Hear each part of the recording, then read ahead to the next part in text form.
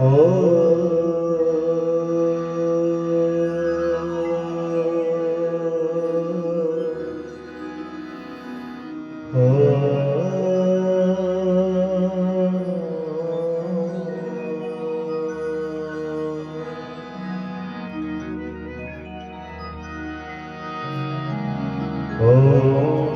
श्री गणेशाय नमः। श्री गुरुचरणकमलेभ्यो नमः। श्री वेदपुरुषाय नमः।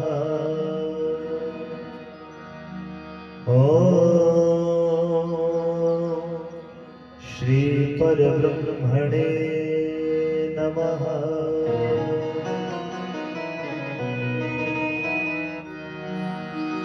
ॐ यं ब्रह्म वेदान्तविदो वदन्ति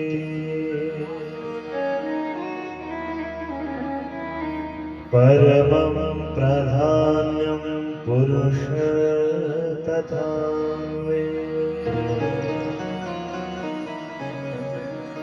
विश्वोद्गते कारणमीश्वरम् वा तस्मै नमो विघ्नविनाशाय।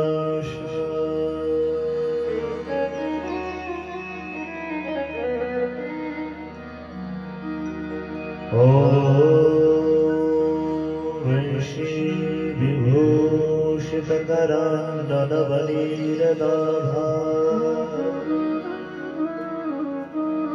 पीताम्बराधरुणबिम्बफलाधरोष्ठा पूर्णेन्दुसुन्दरमुखादरविन्दनेत्रा कृष्णात् परं किमपि तत्त्वमहं न जाने।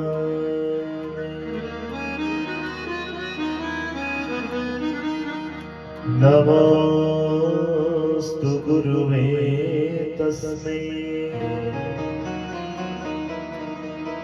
इष्टदेव स्वरूपिणो यस्य वागमृतं हन्ति विषं संसारसंज्ञकम्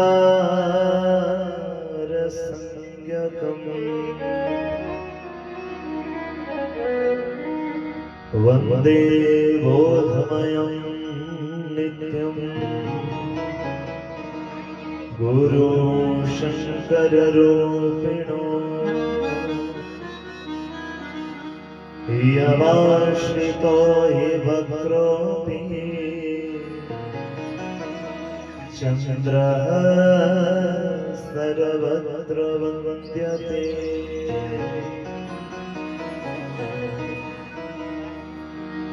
ध्यायेन नित्यं महेशं रजतगिरिनिभं चारुचन्द्रावतंसम्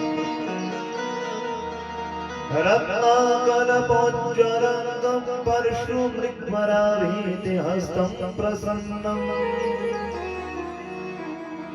पद्मासीनं समन्तातस्तुतममरगणैर्व्यघ्रकृतिं वसाम्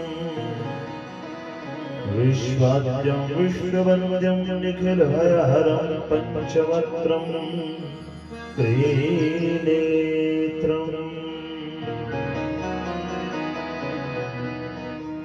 रामाय रामभद्राय रामचन्द्राय वेधसे रघुनाथाय नाथाय सीतायाः पतये नमः। नीलाम्बुजश्यामलकोमलाङ्गं सीता समारोहपितवामभागम् पाणौ महासायकचारुचापम् नमामि रामं रघुवंशनाथम्।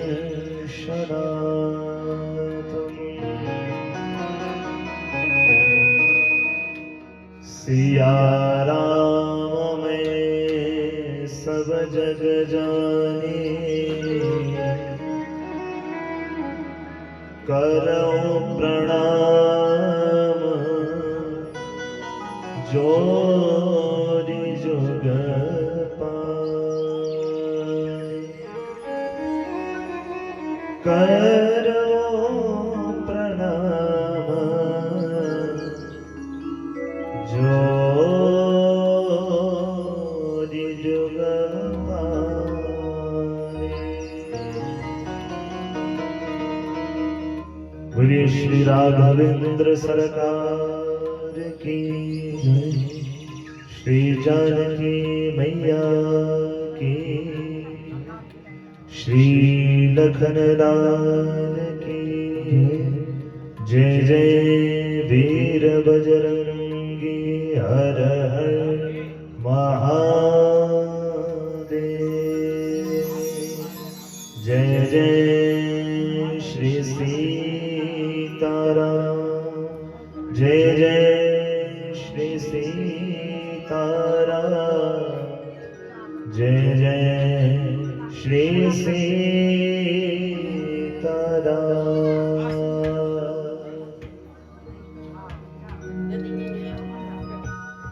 श्री राम जय श्री राम। परात्पर अखिलेश्वर अकारण करुणावरुणालय भक्तवांछा कल्पतरु तड़िद्युत विनिंदित पीतांबरधारी श्री राघवेंद्र सरकार के चरणों में हम सबका कोटिशः नमन वंदन। इस स्थान के सभी ग्राम देवता, प्रधान देवता, इष्ट देवता, कुल देवता, स्थान देवता सबके चरणों में कोटि कोटि नमन वंदन। सभी देवी देवताओं से विनम्र निवेदन, आप सबके आशीर्वाद से इस गृहस्थ में जो ये ज्ञान महायज्ञ प्रारंभ होने जा रहा है, आप सभी देवी देवताओं की कृपा से हमारा ये यज्ञ बिना किसी विघ्न के पूर्ण हो। इस प्रकार का सबने वंदन करना है। परम पूज्य प्रातः स्मरणीय श्री सद्गुरुदेव महाराज के चरणों में कोटि कोटि नमन। पूज्य सद्गुरुदेव महाराज व्यासासन पे विराजमान होकर हम सबको आज की कथा का रसपान करवाएं और इस ज्ञान महायज्ञ के मुख्य यजमान हमारी पूज्य माता जी और इनका सारा परिवार, आप सबका भी बहुत बहुत अभिनंदन। हमारे इस कार्यक्रम की शोभा को बढ़ाने के लिए उपस्थित सभी विद्युत समाज, ब्राह्मण देव समाज, सारस्वत समाज, सबका हार्दिक स्वागत और अभिनंदन। दूर दराज क्षेत्रों से उपस्थित वो ग्राम के सभी ग्रामवासियों का आज के इस ज्ञान महायज्ञ में स्वागत व अभिनंदन है। भगवान की कृपा से आज ये सुअवसर हम सबको प्राप्त हुआ है। तुलसीदास जी ने बड़ी सुंदर चौपाई एक गाई है, लिखी है कि बिनु सत्संग विवेक न होई और राम कृपा बिनु सुलभ न सोई। इस चौपाई के माध्यम से श्री तुलसीदास महाराज जी ने हम सबको बड़ा सुंदर उपदेश दिया कि बिनु सत्संग, बिना सत्संग के हम सबको ज्ञान की प्राप्ति कभी भी संभव नहीं है। और ज्ञान भी कैसा हो, विद्या कैसी हो, तो शास्त्र कहते हैं सा विद्या या विमुक्त है। ज्ञान तो वास्तव में वो है, विद्या वास्तव में वो है जो हमें मुक्ति का साधन बताए। अक्सर मैं कथाओं में कहता हूं कि इस जन्म में हम सबने पीएचडी की डिग्री प्राप्त कर ली, तो पीएचडी की डिग्री प्राप्त करने के बाद भी अगले जन्म में जब पुनः आगमन होगा ना, तो फिर नर्सरी में ही दाखिला होगा। बोलो श्री राघवेंद्र सरकार, फिर नर्सरी में ही आना पड़ता है। इसलिए जो विद्या हम सबको प्राप्त करनी है, वो विद्या प्राप्त करने का मात्र एक ही साधन है, जिसका नाम सत्संग है। इसलिए बाबा तुलसीदास जी ने लिखा कि बिनु सत्संग विवेक ना हो। ये ज्ञान की प्राप्ति तब तक नहीं हो सकती तब जब तक जीव सत्संग में ना जाए। और दूसरी पंक्ति में लिखा, ये सत्संग भी बिना भगवान की कृपा के मिलना संभव नहीं है। अब बताओ, दुनिया में कितने ऐसे लोग हैं जिनके पास अरबों रुपया है। कुछ तो ऐसे भी होंगे जिनको अपनी संपत्ति का पता ही नहीं है, हमारे पास कितनी संपदा है, कितनी संपत्ति है, परंतु पास में धन दौलत पैसा ऐश्वर्य आराम होने के बाद भी यदि आप कहो कि सत्संग की प्राप्ति उन्हें हो जाए, तो ऐसा संभव नहीं है। सत्संग की प्राप्ति कब संभव है? जब भगवान की कृपा।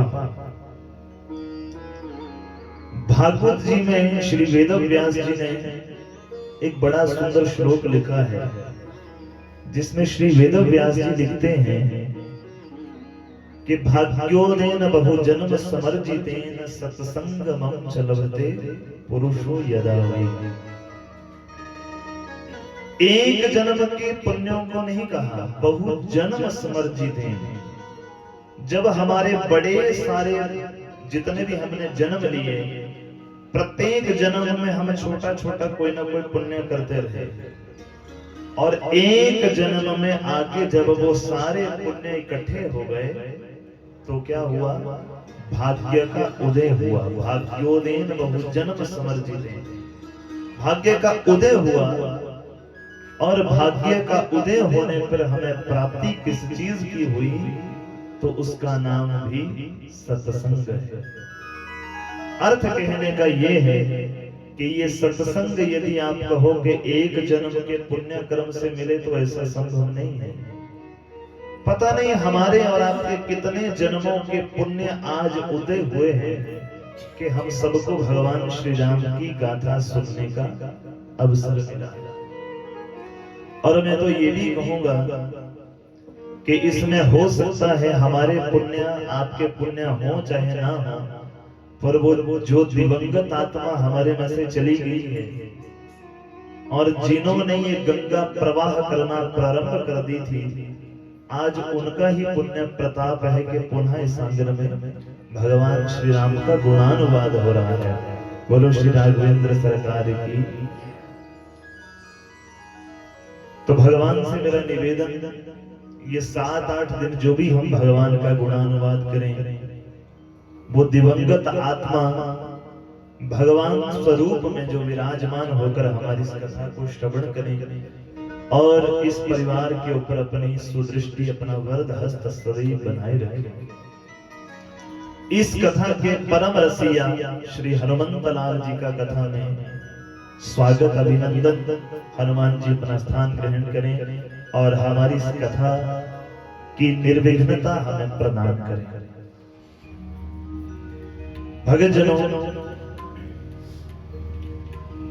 ये जो सुअवसर हम सबको प्राप्त हुआ है भगवान की कृपा से, इन 7-8 दिनों में हम सबका ये प्रयास रहेगा कि इन 7-8 दिनों में हम सब मिलजुल के श्री राम चरितमानस के उन रहस्यों को जानने की कोशिश करेंगे जो शायद हो सकता है हम सब ने इससे पूर्व ना तो पढ़े हो ना सुने हो। धन्यवादी हैं हम कोरोना वायरस के। कोरोना वायरस आया था तो कम से कम कोरोना के बहाने से हम सब ने टीवी लगा के रामायण देखना शुरू किया, है ना? अच्छा, कोरोना में किस किस ने रामायण देखी थी? जरा हाथ उठाओ। सब नहवा। तभी मैंने पहले कहा कि धन्यवादी हैं हम उस कोरोना वायरस के, जिसने हमारे प्रभु श्री राम की याद दिलवाई। हम सब अंदर लॉकअप में बंद हो गए, और जब बंद हो गए तो टीवी ऑन किया तो टीवी पे 2 टाइम आ रहा था रामायण सीरियल, और बाकी सब कुछ छोड़ के हम सब ने भगवान श्री राम की गाथा को देखना प्रारंभ कर दिया। जीवन में भले ही हमने रामायण पढ़ी हो या ना सुनी हो, पर कोरोना के समय सबने रामायण देखी जरूर है, ये मेरा विश्वास है। उन्हीं भगवान की गाथा को हम प्रारंभ करेंगे, जिस ग्रंथ को आधार मान के मैं आपको 7-8 दिन ये कथा का हम सब रसपान करेंगे। इस ग्रंथ का नाम श्री रामचरितमानस। क्या नाम है? श्री रामचरितमानस। श्री रामचरितमानस के प्रणेता जो लेखक हैं उनका नाम श्री गोस्वामी श्री तुलसीदास जी महाराज। तुलसीदास जी से ही प्रारंभ करें तो तुलसीदास जी भगवान के परम भक्त हुए। यदि आप सबने उनकी जीवनी पढ़ी हो तो तुलसीदास जी प्रागपुर के पास में एक बांद्रा जिला पड़ता है, वहां एक गांव है राजपुर, जहां के रहने वाले श्री तुलसीदास जी महाराज हुए। इनके पिताजी का नाम श्री आत्माराम दुबे, ब्राह्मण कुल में श्री तुलसीदास जी उत्पन्न हुए, और इनकी माता का नाम श्रीमती तुलसी देवी। देखो विडंबना ऐसी भगवान की हुई कि जब तुलसीदास जी 5 दिन के हुए ना, तो जिस माता ने उनको जन्म दिया वो उनका देहांत हो गया, स्वर्गवास हो गया। माता को पता था कि हमारा अंत समय अब पास में ही है, तो अपने जाने से 1 दिन पहले ही तुलसीदास जी की माता ने अपने पुत्र को अपनी दासी को सौंप दिया था। अब मुझे लगता है कि मेरा जाना तो निश्चित ही है, इसलिए इस बच्चे का तुम्हें ही लालन पालन करना। जो जिस दासी ने तुलसीदास जी का पालन पोषण किया, तुलसीदास जी स्वयं लिखते हैं कुछ समय के बाद सर्पदंश के कारण, सांप के काटने के कारण उनका भी देहांत हो गया। जिस दासी ने तुलसीदास जी का पालन पोषण किया, उनके परिवार वालों ने कहा कि इस बच्चे को वापिस श्री आत्माराम जी को सौंप दिया जाए। परंतु जब वापिस सौंपने की बारी आई तो पिता ने मना कर दिया। जो बच्चा जन्मते ही अपनी मां को निगल गया, जिसने पालन पोषण किया उसे समाप्त कर दिया, तो ऐसे बच्चे का पालन पोषण करके हम क्या करेंगे? हमें नहीं चाहिए। दुर्भाग्य देखिए, पिता ने भी पालने से मना कर दिया, और जिस घर में पालन पोषण हो रहा था उन्होंने भी घर से निकाल दिया। अब बचपन में ही श्री तुलसीदास जी महाराज यहाँ वहां धक्के खाते फिरते, दर दर भटकते फिरते। एक दिन श्री नरहरिदास जी महाराज कहीं सत्संग करते हुए जा रहे थे। उनकी जैसे नजर पड़ी तुलसीदास के ऊपर, तुलसीदास को अपने साथ ले गए। पूछा तुम्हारा कौन है? बोले महाराज हमारा तो कोई नहीं है, हम वैसे ही दर दर भटकते हैं। श्री नरहरिदास जी महाराज अपने साथ तुलसीदास जी को ले गए, और तुलसीदास जी को खूब विद्या अध्ययन श्री नरहरिदास जी ने कराया, वेद वेदांत की शिक्षा दी। और शिक्षा प्राप्त करने के बाद तुलसीदास जी के मन में एक बार ख्याल हुआ, क्यों ना अपनी जन्मभूमि में जाके एक बार देखा जाए, क्योंकि जननी जन्म भूमिश्च स्वर्गादपि गरीयसी है ना। जीवन में सब कुछ भूल जाता है, पर अपनी माँ और अपनी जन्मभूमि कभी नहीं भूलती। चाहे व्यक्ति यहाँ से जाके फॉरेन में बढ़िया सेटल हो जाए, पर फिर भी कभी ना कभी याद आती है कि जाके चौंतड़ा में देख ही आते हैं क्या क्या डेवलपमेंट हुई है। तो जननी जन्मभूमिश्च स्वर्गादपि गरीयसी। तुलसीदास जी आए जन्मभूमि पे, जैसे पहुंचे तो सबसे मिलना जुलना हुआ, और जो भी गांव के वासी थे उन्होंने तुलसीदास जी का विवाह एक रत्नावली नामक की कन्या से करवा दिया। विवाह होने के बाद वर्णन आता है, तुलसीदास जी हद से ज्यादा प्रेम करते थे अपनी पत्नी को। एक बात कहें, प्रेम करना अच्छा है, पर हद से ज्यादा प्रेम करना ये घातक है। हम अपने बीवी बच्चों से, हम अपने सगे संबंधियों से, हम अपने रिश्तेदारों से प्रेम करें, वो अच्छी बात है, पर हद से ज्यादा प्रेम करना ये घातक है। तुलसीदास जी पत्नी से प्रेम तो करते थे, पर वो कुछ ज्यादा ही प्रेम करते थे। ऐसा प्रेम करते थे कि अपनी पत्नी को कभी बेचारी को मायके भी नहीं जाने देते थे। जब बेचारी मायके जाने को कहती तो तुलसीदास जी मना कर देते थे, तुम चले जाओगे हमारा मन नहीं लगेगा। अब बताओ, हमारे भैया की शादी हुई है और हमारे भैया भाभी जी को अंदर कैद करके रखने तो जाएगी ही नहीं, तो बेचारी कितने दिन रहेगी बताओ? कभी ना कभी तो मायके की याद आती है। वैसे तुलसीदास जी महाराज इतना अत्यंत प्रेम करते थे कि पत्नी को कभी जाने नहीं देते थे। एक दिन क्या हुआ, तुलसीदास जी घर में थे नहीं, तो उनकी पत्नी के भैया आए तुलसीदास जी के शालिग्राम सालासर, और अपनी बहन को अपने साथ ले गए। तुलसीदास जी जब वापिस आए, देखा घर में पत्नी है नहीं, बड़े व्याकुल हुए। आस पड़ोस से पता किया तो पता चला महाराज वो तो मायके चली गई। अब आप दर्शन करिए, तभी मैंने कहा हद से ज्यादा प्रेम भी घातक हो जाता है। एक रात भी नहीं रुक पाए, रात के अंधेरे में ही अपनी पत्नी से मिलने दौड़ पड़े। चले गए अपने ससुराल, पहुंच गए जाके अपने पत्नी के पास।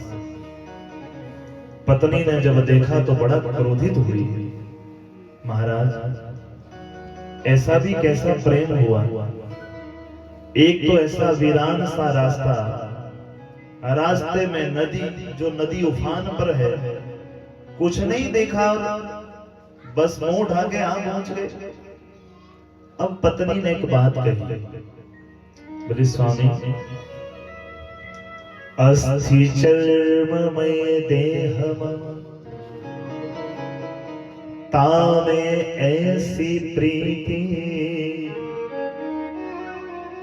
ऐसी कर रघुवीर से, अवसी हो भवभीति। पत्नी कहती है महाराज, ये हार्ड मांस की देह है, हड्डी और मांस से जो बना शरीर है, उस शरीर से तुम इतना मोह करते हो, और ये जानते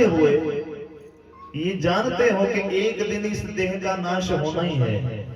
जो संसार में आया है उसने एक दिन जाना ही है, जो बना है उसने नष्ट होना ही है। तो ये जानते हुए कि ये देह नश्वर है, फिर भी इस देह से इतनी प्रीति करते हो। कहा महाराज, इतना प्रेम यदि तुमने भगवान श्री राम से किया होता ना, तो आज तक तो भगवान का दर्शन ही हो गया होता।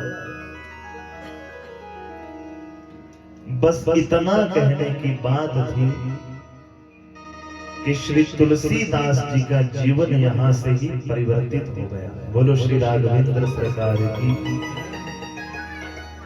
जीवन में एक क्षण ऐसा जरूर आता है जिस क्षण हमें भगवान मौका देता है अपने चरणों की ओर आने का। बच्चे को बिठा लीजिए, बिठा। ये जरूर पहला दिन है, अभी निवेदन करूंगा, बाकी सब कुछ चलेगा। पर कथा क्षेत्र को कथा क्षेत्र ही रहने दें। कथा क्षेत्र कहीं क्रीड़ा क्षेत्र ना बन जाए, तो इससे पूर्व ही हम सबको समझना जरूरी है। बोलो श्री राघवेंद्र सरकार की जय हो। हमारे बच्चे कथा क्षेत्र में आके ही बढ़िया खेल कूद करें, इससे हमें थोड़ा बचना पड़ेगा। हाँ, ये ठीक है, बच्चे भगवान का स्वरूप होते हैं, पर कई बार ये जो बच्चे नटखट हरकतें करते हैं ना, जिनका ध्यान भगवान के चरणों में लगा होता है, उनका ध्यान भी भटक जाता है। और निवेदन करूं तो कथा में, अच्छा बोलो, आप घर में 3 घंटे बैठो तो ना तो आपको किसी का फोन आएगा, ना मक्खी मच्छर तंग करेगा, ना आपको नींद लगेगी, ना कोई परेशान करेगा।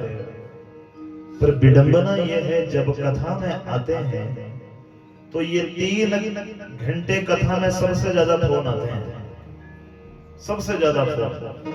ऐसे ऐसे इमरजेंसी वाले फोन आएंगे, जी बस 3 घंटे में ही काम है। आप 1 बार काटेंगे, 2 बार काटेंगे, 3, फिर हट हट। अच्छा, फिर किसी माता ने फोन उठा ही लिया, हाँ जी बहन जी, बोले कुछ नहीं, बस मैं तो हालचाल ही पूछना चाहता। तो इससे निवेदन, जब कथा में आओ तो आते ही अपना फोन 3 घंटे के लिए स्विच ऑफ कर देना, कोई दिक्कत नहीं। क्योंकि जो होना होगा उसे मैं और आप टाल नहीं सकते, और जो नहीं होना है उसे मैं और आप मिलकर कर भी नहीं सकते। अब 3 घंटे मान लो मेरा फोन स्विच ऑफ है, 3 घंटे में मेरे घर से ये फोन भी आ सकता है कि तुम्हारे पिताजी चले गए, तुम्हारी माताजी चली गई, कुछ भी हो सकता है। तो बताओ 3 घंटे ऑन रखेंगे तो क्या बचा लेंगे उनको? नहीं बचा पाएंगे। तो इसलिए पहले दिन ही दोनों हाथ जोड़ के मेरा निवेदन, जब कथा में आए तो आने से पूर्व ही थोड़ी देर के लिए अपने फोन को स्विच ऑफ या साइलेंट कर दें। और बच्चे जो भी अपने साथ लाएं, उन बच्चों को अपने पास ही बिठा के रखना है। बोलो श्री राघवेंद्र सरकार की। बात हमारी चली थी कि जीवन में एक क्षण ऐसा जरूर आता है जब भगवान हमें मौका देता है अपनी ओर आने का। अब वो मौका यदि हमने और आपने संभाल लिया तो जीवन संवर जाता है, और वो मौका ना संभाला तो जीवन में मुड़ के दूसरी बार मौका आता भी नहीं है। तुलसीदास जी को पत्नी के कहे हुए शब्द मानो कांटों की तरह चुभने लगे। अरे, जिस पत्नी के लिए मैं दिन रात पागल हुआ दौड़ता रहा, दिन रात जिसके प्रेम में पागल बना रहा, आज वही पत्नी मुझे ये कहती है कि इस हाड़ मांस की देह से क्या प्रेम कर रहे हो। तुलसीदास जी चले गए काशी में और नित्य प्रति भगवान का भजन करने लगे। नित्य प्रति भगवान श्री राम की इस गाथा का गुणगान करने लगे, सबको सुनाने लगे। भगवान की इतनी कृपा तुलसीदास जी के ऊपर हुई, जहां पे तुलसीदास जी कथा कहते थे ना, वहां पे श्री हनुमान जी महाराज एक कोड़ी का रूप धारण करके कथा सुनने आते थे। तभी मैं कहता हूं कि कथा में यदि कोई अनजान व्यक्ति यदि कदाचित आ जाए तो उसे बड़े आदर सम्मान के साथ बिठाना चाहिए। ना जाने किस भेष में आ पहुंचे मेरे राम, कोई पता नहीं है किस भेष में आ जाएंगे। हनुमान जी नित्य प्रति कथा के लिए आते थे। एक दिन हनुमान जी महाराज जी के चरण पकड़े तुलसीदास जी ने, तो हनुमान जी महाराज ने कहा, तुलसीदास यदि तू भगवान का दर्शन करना चाहता है तो चित्रकूट में चला जा। चित्रकूट में तुझे अवश्य ही भगवान का दर्शन होगा। चित्रकूट में तुलसीदास जी चले गए और वहां नित्य प्रति चंदन घिसते, भगवान श्री राम के नाम का रोज चंदन घिसा करते। वो चंदन सबको बांटते भी और खुद भी लगाते। एक दिन ऐसा अवसर आया तुलसीदास जी के जीवन में कि स्वयं भगवान श्री राम चंदन लगाने के लिए आ पहुंचे। बोलो श्री रामचंद्र महाराज की जय। परंतु तुलसी बेचारे मूढ़मती पहचान नहीं पाए कि भगवान आए हैं। तो हनुमान जी महाराज ने एक तोते का रूप धारण किया और तोते का रूप धारण करके हनुमान जी महाराज कहते हैं, चित्रकूट के घाट पर भई संतन की भीड़, तुलसीदास चंदन घिसे और तिलक देत रघुवीर। तुलसीदास जी को मानो पहचानते जानते एक विलंब नहीं हुआ और जैसे ही ये कानों में शब्द पड़ा तुलसीदास जी पहचान गए जो सामने खड़े हैं वो मेरे प्रभु श्री राम हैं। चरणों में गिर पड़े और ऐसी छवि को निहारा कि देखते देखते ही मानो समाधि लग गई। भगवान का खूब दर्शन किया, भगवान का आशीर्वाद प्राप्त किया और उसके उपरांत श्री तुलसीदास महाराज भगवान श्री राम की कथा लिखना प्रारंभ किए। वर्णन आता है कि सबसे प्रथम तो तुलसीदास जी संस्कृत में रामायण लिख रहे थे, क्योंकि वो संस्कृत के बड़े प्रकांड विद्वान थे। संस्कृत में कथा लिखने लगे तो रात को स्वप्न हुआ। स्वप्न में भगवान शंकर ने दर्शन दिया। भगवान शंकर ने कहा, तुलसीदास जी आप बड़ा नेक काम कर रहे हैं, पर एक निवेदन हमारा है। भगवान की ये कथा संस्कृत में लिखने की बजाय गांव की अवधी भाषा में लिखो, जिससे कि आम जनमानस भी भगवान की कथा को पढ़े या सुन सके। बोलो श्री राघवेंद्र सरकार। अब मान लो ये कथा संस्कृत में लिखी होती तब तो हमारे जैसे मूढ़पति तो सारा जीवन पढ़ के उसका अनुवाद नहीं कर पाते। हिंदी भाषा में लिखी है, मैं पढ़ूं या आप पढ़ें, हर कोई समझ सकता है कि तुलसीदास जी ने लिखा क्या है। तुलसीदास जी कथा लिखने लगे और सबसे पहले तुलसी बाबा लिखते हैं, महाराज जो मैं कथा लिख रहा हूं ये कौन सी कथा है। सबसे पहले तो जो कथा सुने उसके विषय में यह पता होना चाहिए कि वो कथा करती क्या है। अब मान लो सर दर्द की दवाई खा ली, पता है ही नहीं कि वो सर दर्द की है या पेट दर्द की है। दवाई थी पेट दर्द की, खा ली सर दर्द के लिए, तो अपना असर नहीं करेगी। इसलिए जो कथा सुननी हो सबसे पहले उस कथा के विषय में पता होना चाहिए कि वो कथा करती क्या है। तो सबसे पहले तुलसीदास जी इस कथा की महिमा गाते हुए कहते हैं, बिमल कथा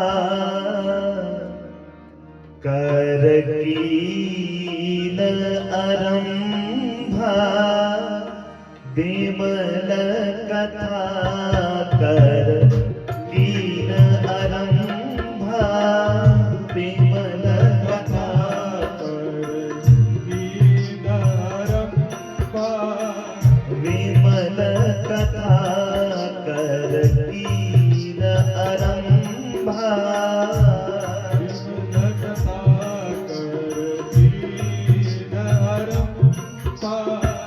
सुनत न साहि काम मददंभा, सुनत न साहि काम मददंभा, रामचरित मानस ही नाम,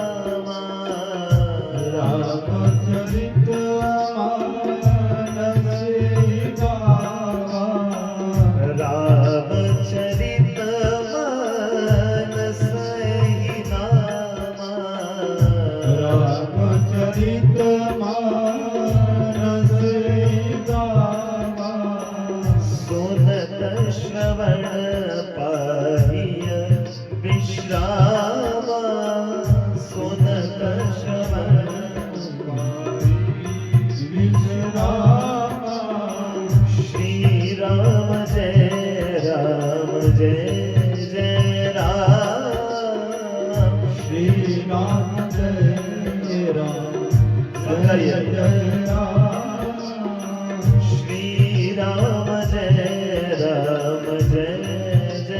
राम श्री राम जय राम जय जय राम श्री राम जय जय राम श्री राम जय राम जय जय राम श्री राम जय जय राम श्री राम जय राम दोनों हाथ से ताली से जय करते जय हैं। राम ओ श्री राम जय जय राम श्री राम जय राम जय जय राम श्री राम जय जय राम श्री राम जय राम जय जय राम तुलसीदास जी कहते हैं विमल कथा कर कीन आरंभा। कैसी कथा प्रारंभ कर रहा हूं? विमल कथा। विमल मैंने जो मल रहित है, जो विकारों से रहित है, और जिस कथा का श्रवण करने से जीव के अंदर बैठे हुए सारे विकार नष्ट हो जाते हैं, ये वो कथा है। विमल कथा कर कीन आरंभा। जो एक तो स्वयं विकारों से रहित है, और जो इसको सुन लेता है उसके अंदर बैठे सारे विकार नष्ट हो जाते हैं। और इतना ही नहीं, सुनत नसाही, सुनते ही नसाही कहते हैं नष्ट हो जाने को। और कौन से वाला नष्ट हो जाना? कभी आपने ओलावृष्टि होती देखी है, जिसको बोलते हैं पहाड़ी भाषा में बोलते हैं आण, है ना? जब ओलावृष्टि होती है तो बताओ जो ओला गिरता है वो कितनी देर तक टिकता है? थोड़ी देर तक ही ना? थोड़ी देर के बाद पानी बन जाता है। अब थोड़ी देर के बाद आप सोचो कि फिर उस पानी को इकट्ठा करके फिर ओला बना दिया जाए, तो वैसा संभव नहीं है। उसको कहते हैं नसाही, ओलावृष्टि की तरह नष्ट हो जाना। इसलिए कहा सुनत नसाही काम मद दंभा। तीन विकार तो मुख्यतः नष्ट होते हैं जो हम सब में पाए जाते हैं। पहले विकार का नाम है मुझे ये मिल जाए, वो मिल जाए, ऐसा मिल जाए, वैसा मिल जाए, मैं ये खा लूं, वो खा लूं। इसको कहते हैं काम। क्या कहते हैं? जो कुछ भी है सब कुछ मुझे मिल जाए। अगर मेरी सैलरी 1 लाख है तो कब 1.5 लाख हो, 1.5 लाख है तो कब 2 लाख हो। नित्य निरंतर कामनाएं बढ़ती जाती हैं। तो पहला विकार कौन सा नष्ट होता है? जो जीव के अंदर ये विकार है कि मुझे ये मिल जाए, वो मिल जाए, सब कुछ मिल जाए। दूसरा विकार होता है जो मुझे भगवान ने दिया है उससे भी और ज्यादा मिलता जाए, ये दूसरा विकार है। पहला विकार कि मुझे ये भी मिल जाए, वो भी मिल जाए, और फिर जितना मिल गया भगवान उससे ज्यादा और मिलता जाए, ये दूसरा विकार। और तीसरा विकार कौन सा है? तीसरे विकार को कहा गया दंभ। दंभ का अर्थ होता है जो हमने किया वो कोई नहीं कर सकता, जो मैंने किया वो कोई नहीं कर सकता। ये तीसरा विकार है। अक्सर मैं कहता हूं कि कथा करवाने वालों के मन में यदि तनिक भी ये दंभ प्रवेश कर जाए कि कथा तो हम करवा रहे हैं, और इस दंभ को बढ़ाने वाले 7 दिनों में बड़े लोग आएंगे माता जी। कोई आएंगे कहेंगे बोले मीर बहन जी इन्ना स्वाद लंगर ना पूछे मत। कोई आएंगे कहेंगे भाई इतना अच्छा व्यवस्था। अब बताओ ये जो इतना सुंदर व्यासासन बना है, ये व्यासासन मेरे बैठने के लिए नहीं है, वो इनके बैठने के लिए। कई बार इसमें भी मतभेद हो जाते हैं। बेचारे दो ब्राह्मण मेरे पिछले दिन जाते हैं, यदि व्यासासन के बारे में कहें तो लोग कहते हैं 10 कथा करा दिया, साजो नहीं पता कि बनाते व्यासासन। भाई बात मेरे बैठने की नहीं है, बात भगवान के बैठने की है।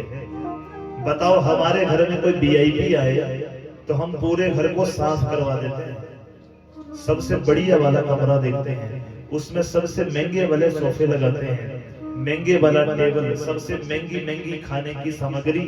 क्यों? हमारे बॉस आ रहे हैं।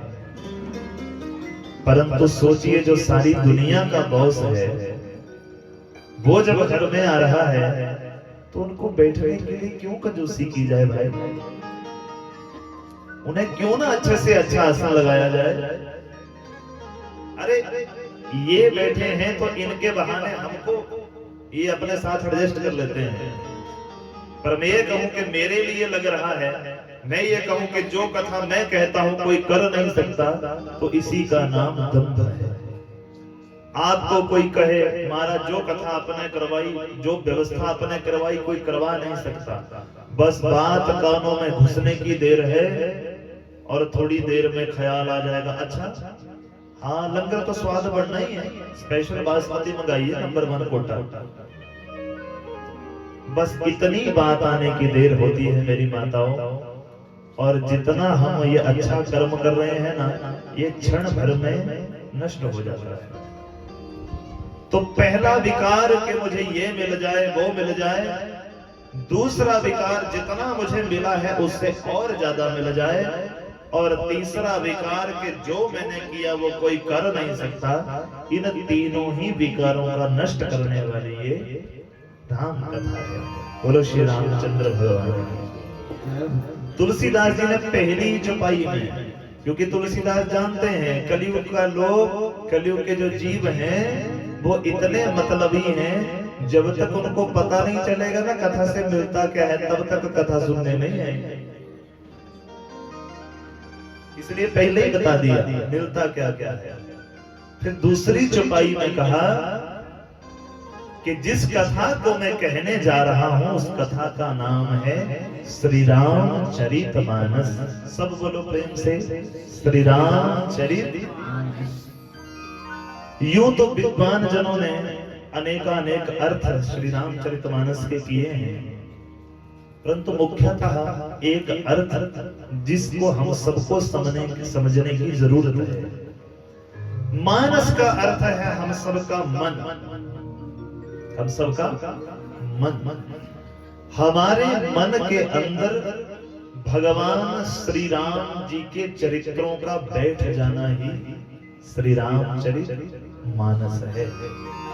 और अकेले राम जी के नहीं, श्री सहित आया राम आया, श्री राम भगवान मैंने जानकी सहित भगवान श्री राम ने जो लीलाएं की वो सारे चरित्र हमारे मन में अपनी जगह बना लें, इसी का नाम श्री रामचरित मानस है। और कहा श्री रामचरित मानस यही नामा, सुनत श्रवण पाही विश्राम। ये भी साथ में बता दिया कि ये जो श्री रामचरितमानस की कथा है, इस कथा को सुनने से ये जो जीव है ना, ये जो हमारा मन है, ये विश्राम को प्राप्त होता है। किससे प्राप्त होता है? विश्राम।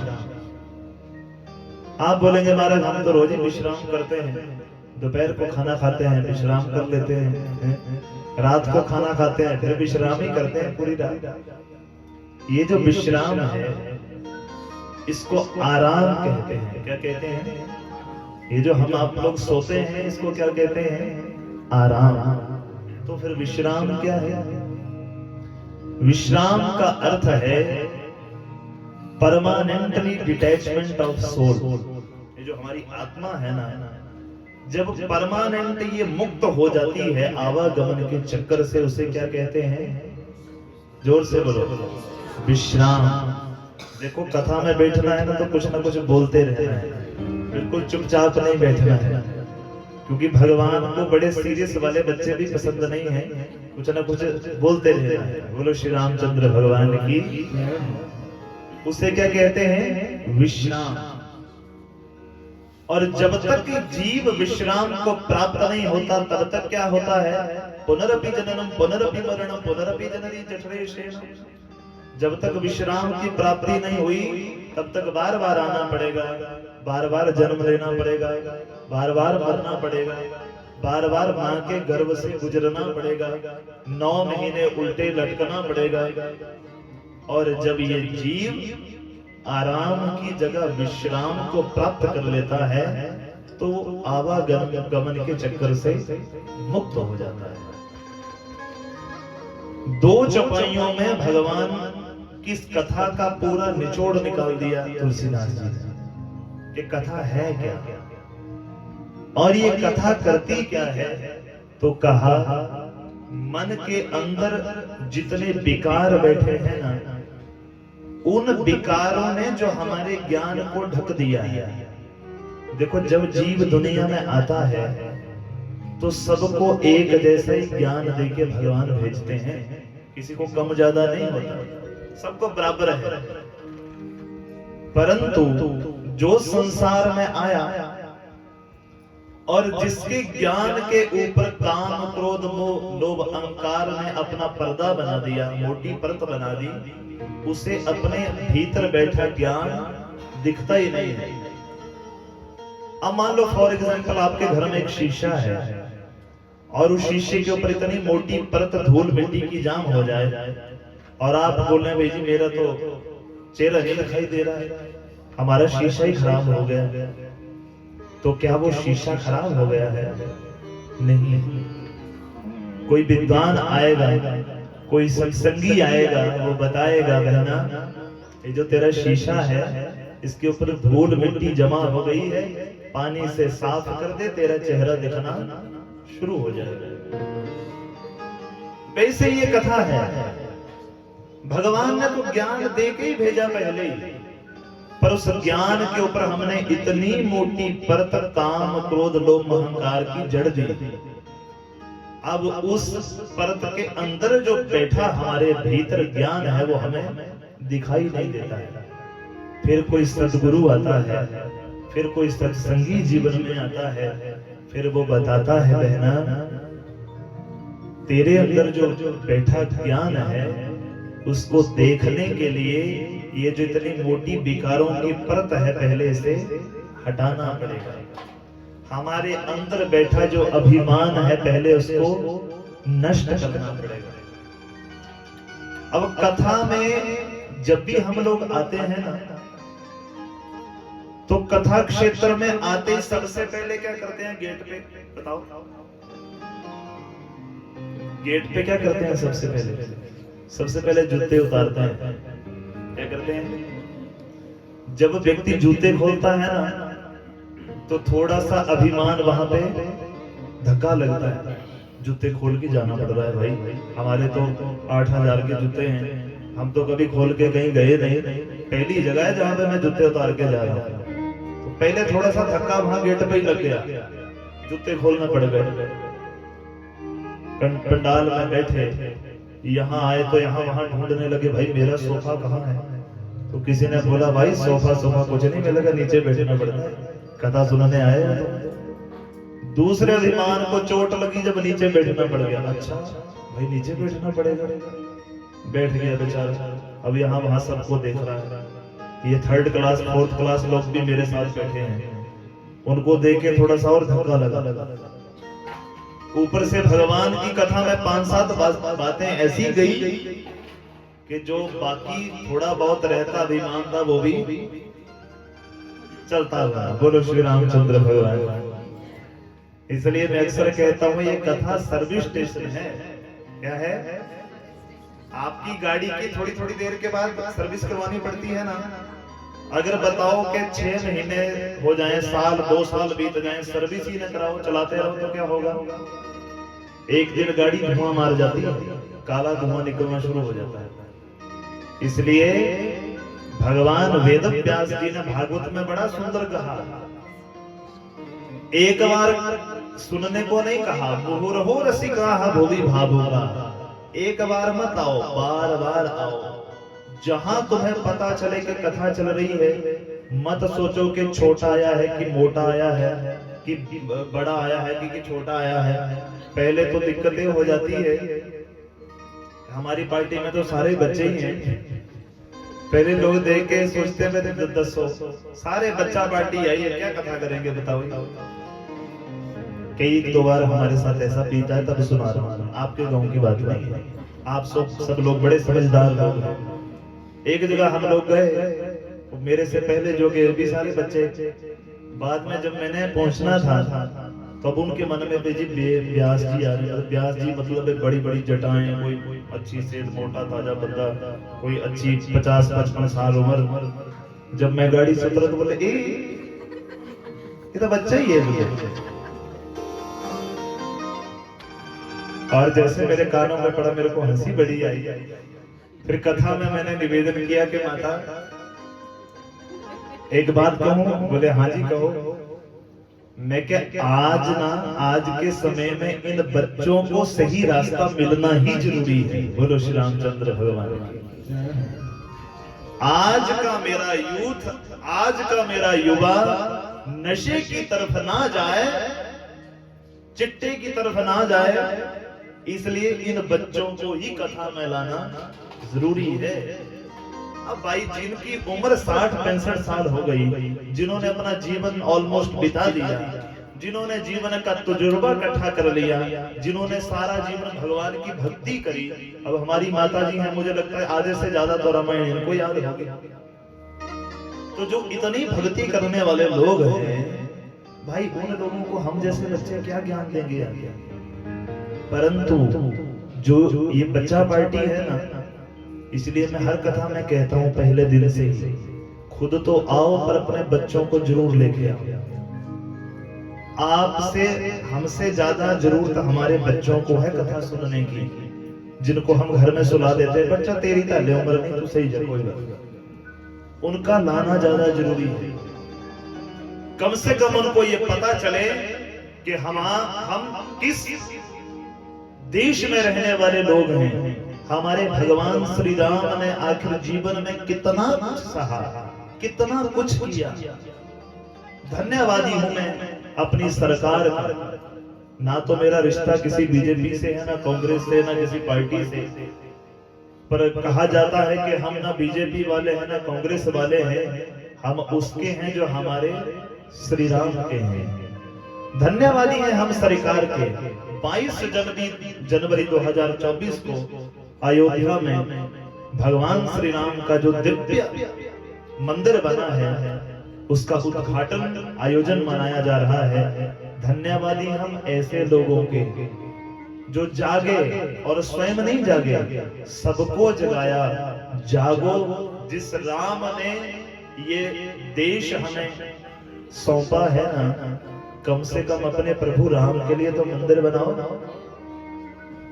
इससे पहले आपने देखा होगा तो इतना छोटा सा मंदिर था भगवान श्री राम का, और वहां से आज कहां भगवान का भवन बना है।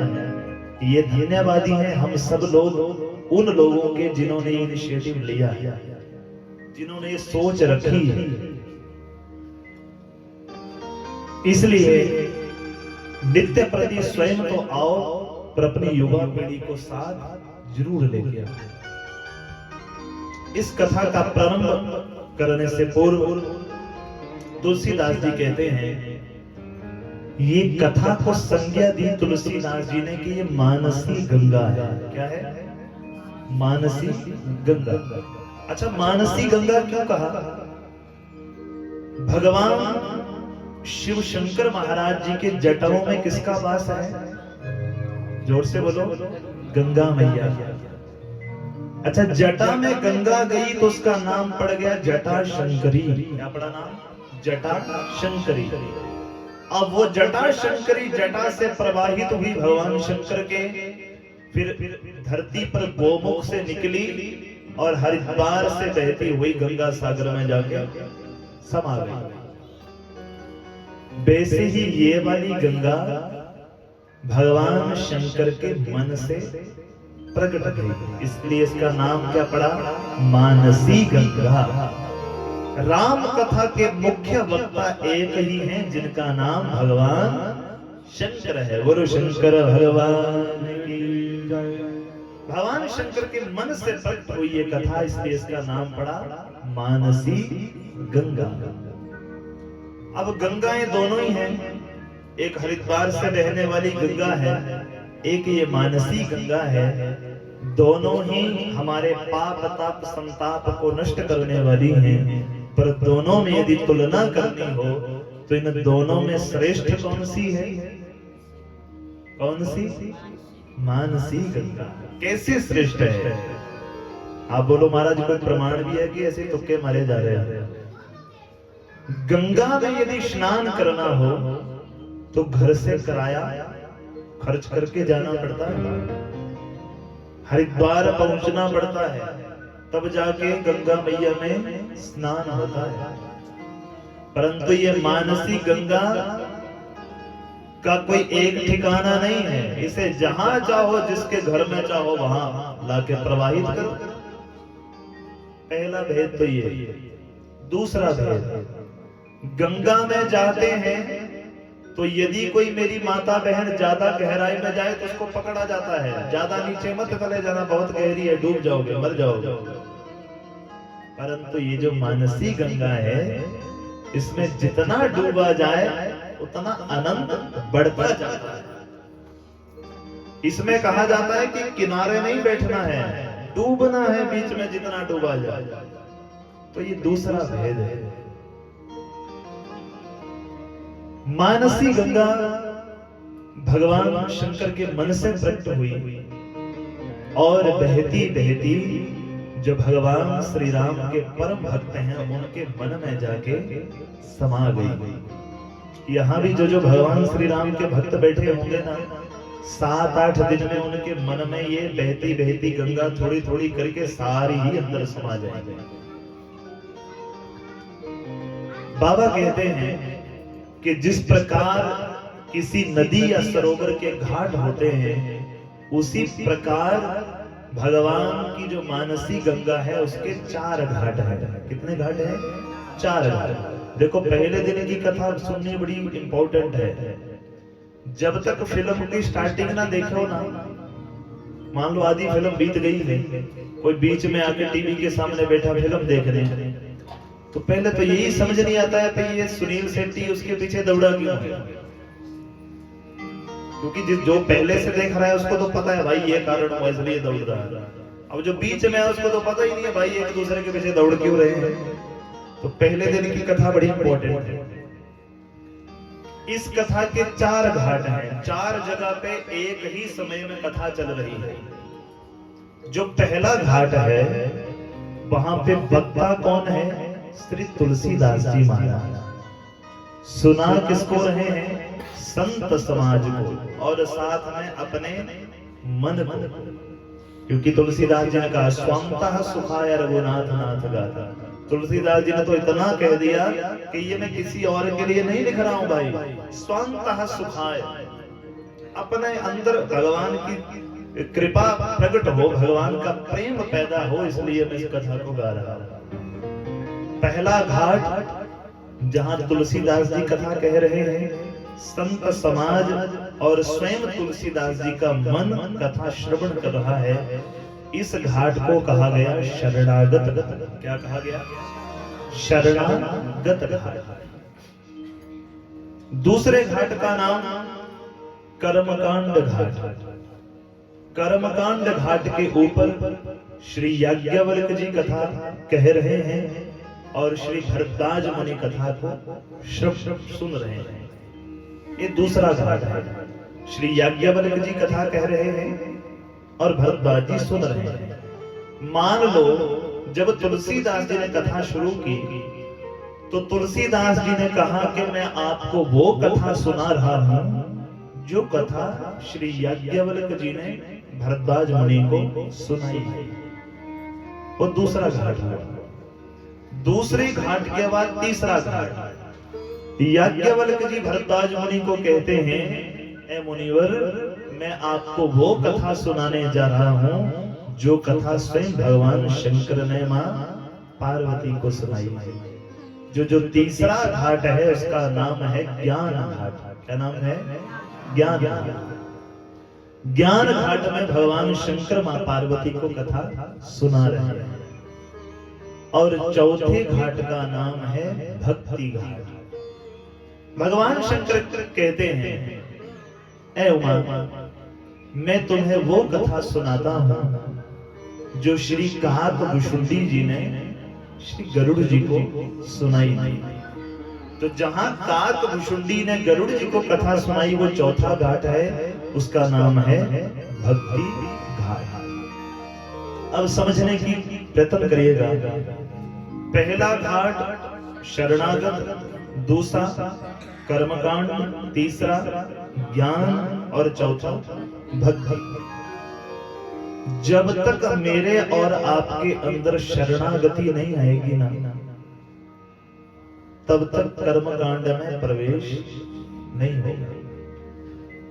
आपके घर में पंडित जी आए, मान लो पूजा करवाने, आप उनसे कुछ सीखने की बजाय उल्टा उनको सिखाने लगो, नहीं नहीं पंडित जी हमें तो पता है, ऐसे थोड़ी होता है, आप गलत कर रहे हैं, ऐसे नहीं, ऐसे होता है। तो याद रखना मेरी माताओं बहनों, कभी भी कर्मकांड में प्रवेश नहीं हो सकता। ये गवाह है हमारे घर में आने वाले प्रत्येक वो ब्राह्मण को पूछना जो हमारे घर में कर्मकांड करने के लिए आते हैं। हमारे भैया, हमारे आचार्य जी यहाँ उपस्थित हैं, ये भी साक्षी हैं। हमारे पूज्य पिता श्री प्रातः स्मरणीय श्री कृष्णदत्त भारद्वाज जी, जिन्हें 40 साल हो गए कथा कहते हुए, और एक पुराण की नहीं 18 प्रकांड के प्रकांड विद्वान। किसी पुराण का जो मर्जी पूछ लो, सब कंठस्थ है, ज्योतिष कंठस्थ है, कर्मकांड कंठस्थ है। परंतु शरणागति बताऊं क्या होती है?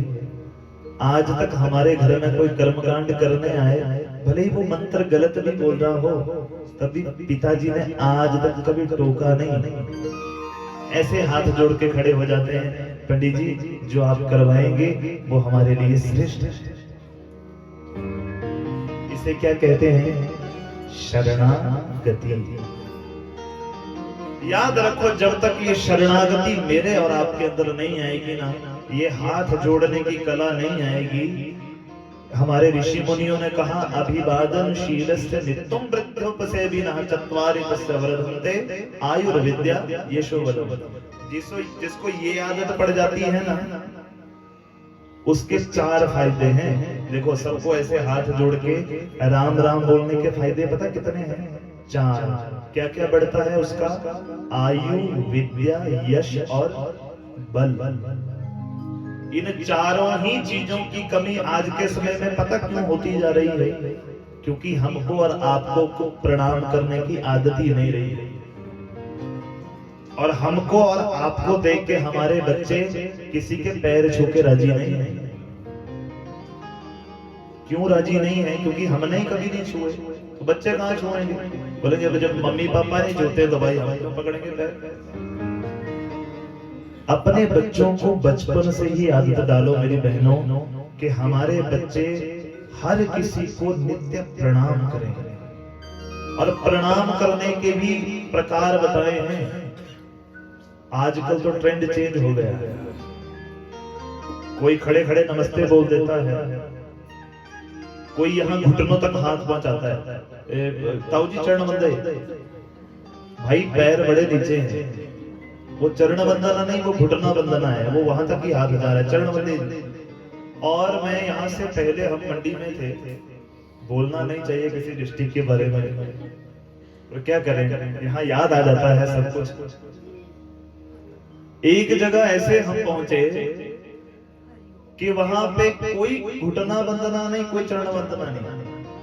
सामने वाला बेचारा वो सामने उस पहाड़ पे जा रहा है, चरण वंदना करने वाला इस पहाड़ पे चल रहा है, यहाँ से बोलेगा ओ महाराज तो ये चरण वंदे, भाई वो कौन सी चरण वंदे हो गई? क्या इतनी दूर से भी चरण वंदे होती है? हमारे शास्त्रों में तो ऐसी चरण वंदे किसी शास्त्र में नहीं पढ़ाई गई। हमें एक ही चीज पढ़ाई गई, जब अपने से श्रेष्ठ ब्राह्मण विद्वान संत महात्मा जन आए तो उनको या तो दंडवत प्रणाम करो, डंडे की तरह पूरे लेट जाओ, दंडवत प्रणाम, महाराज प्रणाम स्वीकार करें, या साष्टांग प्रणाम करें। झुकती बार कम से कम 8 अंग तो धरती के साथ स्पर्श करने चाहिए, उसको कहते हैं साष्टांग प्रणाम। तो जब तक शरणागति नहीं आएगी तब तक कर्मकांड में प्रवेश नहीं होगा, और जब तक कर्मकांड में शरणागति के साथ प्रवेश नहीं होता है तब तक हमें ज्ञान की प्राप्ति नहीं होती है, और जब तक भगवान के स्वरूप का ज्ञान नहीं हो तब तक हमें भक्ति की प्राप्ति नहीं होती है। इसलिए चारों घाट बिल्कुल नंबरवार हैं, शरणागत घाट, फिर कर्मकांड, फिर ज्ञान, और उसके बाद भक्ति घाट। इन चारों ही घाटों पर चारों ही घाटों पर एक समय कथा चल रही है, और 5वां घाट इस नदी का आज आपके गांव चौंकड़ा में शुरू, जहां हम सब मिलजुल कर भगवान की कथा का रसपान करेंगे। आओ यहाँ पे तुलसीदास जी कथा में प्रवेश करते हैं। प्रवेश करने से पूर्व आइए भगवान का गुणानुवाद करें, इस कथा की महिमा को जाने। बोलो श्री राघवेंद्र सरकार की जय। दोनों हाथ उठा के एक बार मेरे साथ गाना, जय जय राम कथा, जय श्री राम कथा, जय जय राम कथा, जय श्री राम कथा, जय जय राम कथा, जय श्री राम कथा, जय जय राम कथा, जय जय राम कथा, ओ जय जय राम कथा, जय श्री राम कथा, जय जय राम कथा, जय श्री राम कथा। जिसे श्रवण कर मिट जाती है, श्रवण कर मिट जाती है, कथा श्रवण से मिट जाती है, कथा श्रवण से मिट जाती है, सौ जन्म जन्म की व्यथा।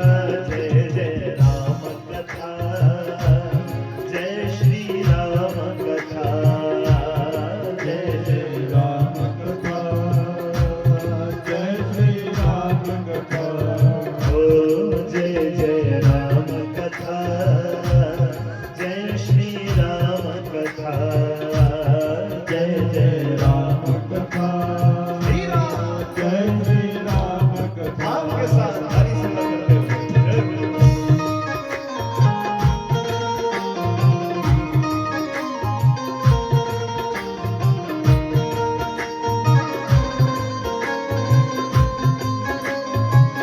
जय श्री राम।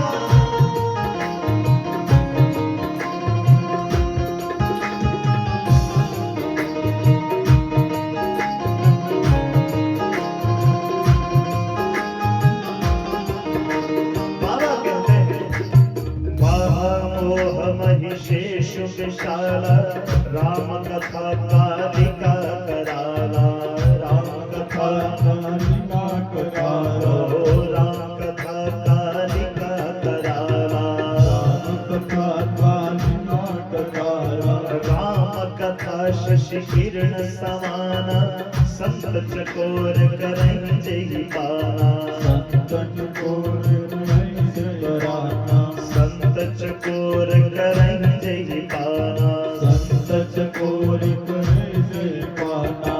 पीकर तू भी अमर हो जाए, पीकर तू भी अमर हो जाए, गाकर तू भी अमर हो जाए, गाकर तू भी अमर हो जाए। श्री हनुमत यथा, जय जय राम कथा, जय श्री राम कथा, जय जय राम कथा,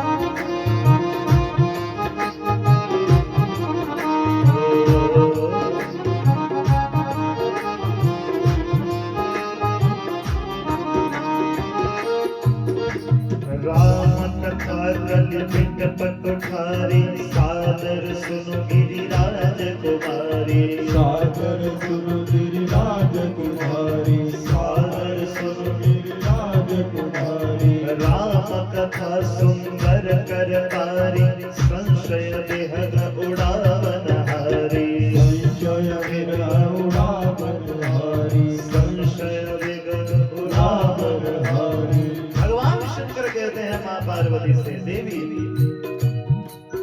ये राम कथा कैसी है। मान लो किसी वृक्ष के ऊपर बड़े सारे पक्षी बैठे हों और वहां जाके आप जोर से ताली बजा दो तो क्या होगा? उड़ जाएंगे ना। भगवान शंकर कहते हैं मां पार्वती से, देवी ये कथा ऐसी है, इस कथा का श्रवण करने से ये ऐसी ताली है जिस ताली को बजाने से हमारे अंदर जितने संशय रूपी पक्षी बैठे होते हैं वो सारे ही उड़ जाते हैं। इसलिए राम कथा सुंदर करतारी संशय बेहद उड़ावन हारी संशय विरह उड़ावन हारी संशय विरह उड़ावन हारी तेरा सब संशय भागेगा तेरा सब संशय भागेगा तेरा सब संशय भागेगा तेरा सब संशय भागेगा पार्वती करी जथा जय जय राम कथा जय श्री राम कथा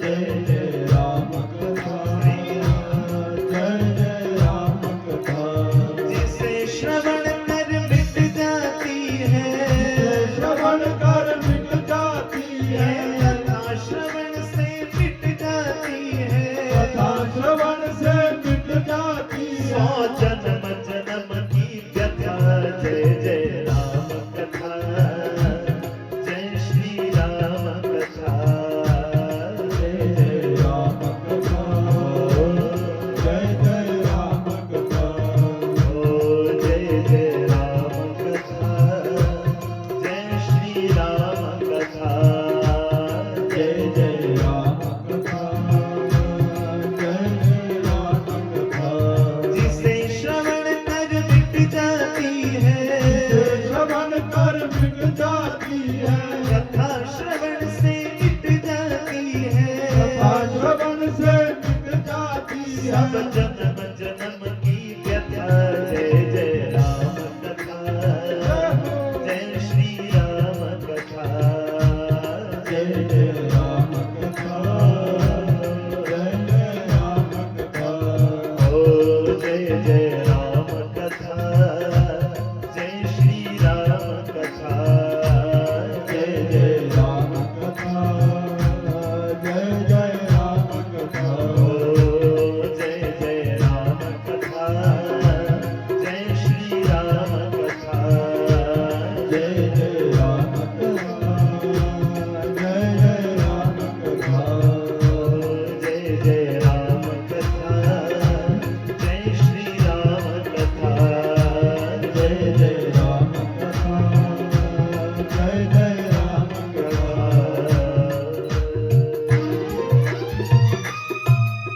बोलिए श्री राघवेंद्र सरकार की जय श्री रामचरितमानस महापुराण की जय तुलसीदास जी लिखते हैं कि ये जो राम कथा है, इस राम कथा को सुनने के बाद ऐसा कोई संदेह, ऐसा कोई संशय नहीं है जो जीवन में बाकी बच जाता है।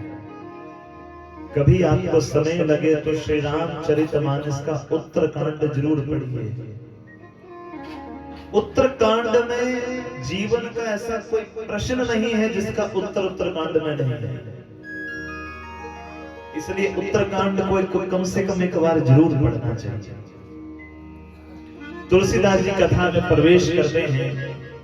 सर्वप्रथम पहले श्लोक में श्री तुलसीदास जी ने श्री गणेश और मां सरस्वती की वंदना गाई। वर्णानामर्थ संघान रसानां छन्दसामपि मंगलानां च कर्तारो वन्दे वाणी विनायको। पहले श्लोक में श्री गणेश और मां सरस्वती का तुलसीदास जी ने वंदन किया। द्वितीय श्लोक में भगवान शंकर और मां पार्वती की वंदना गाई। बाबा कहते हैं भवानी शंकरौ वंदे पार्वती श्रद्धा विश्वास रूपिणो याभ्यां विना न पश्यन्ति सिद्धाः स्वन्तः स्थमेश्वरम्। बाबा तुलसीदास जी कहते हैं कि भगवान शंकरो वंदे श्रद्धा विश्वास रूपिणो। मां पार्वती और भगवान शंकर को मेरा वंदन है। जो मां पार्वती श्रद्धा का स्वरूप है और जो भगवान शंकर साक्षात विश्वास का स्वरूप है, उन दोनों को मेरा बारंबार प्रणाम है। और सबसे प्रथम ये श्लोक हमें सिखाता है कि जब तक हम सबके भीतर श्रद्धा और विश्वास ना हो तो ये कथा हमारे सिर के ऊपर से चली जाती है, कुछ समझ नहीं आता। पहले मन में श्रद्धा होनी चाहिए, भगवान के प्रति पूर्ण विश्वास होना चाहिए। ये विश्वास होना चाहिए कि जो इस ग्रंथ में लिखा है वो 100 नहीं 101% सत्य है। फिर कथा सुनो, जीवन परिवर्तन ना हो तो मुझे कहना। श्रद्धा विश्वास रूपिणो। भगवान शंकर को विश्वास पता क्यों कहा गया? क्योंकि भगवान शंकर ही आगे चल के जब हम ज्ञान घाट में प्रवेश करेंगे तो भगवान शंकर कहते हैं पार्वती से, देवी हरि व्यापक सर्वत्र समाना और प्रेम ते प्रकट होई मैं जान। भगवान विश्वास के साथ कहते हैं, भगवान शंकर देवी भगवान तो कण कण में विराजमान है और प्रेम ते प्रकट होई मैं जाना, मैं जानता हूं। आगे जब ये प्रसंग आएगा तो आपको आनंद आएगा सुनने का, जहां भगवान शंकर ने यह चौपाई बोली थी। अब इसको थोड़ा सस्पेंस रखते हैं कि कहां बोली थी, परंतु जब भगवान ने ये चौपाई गाई तो उस चौपाई के बाद भगवान शंकर का नाम विश्वास पड़ा। इसलिए बाबा तुलसीदास जी कहते हैं श्रद्धा विश्वास रूपिणो। मां पार्वती और भगवान शंकर को मेरा वंदन है। तीसरे श्लोक में अब अपने सदगुरु देव की वंदना गाई। वंदे बोधमयं नित्यं गुरु शंकर रूपिणो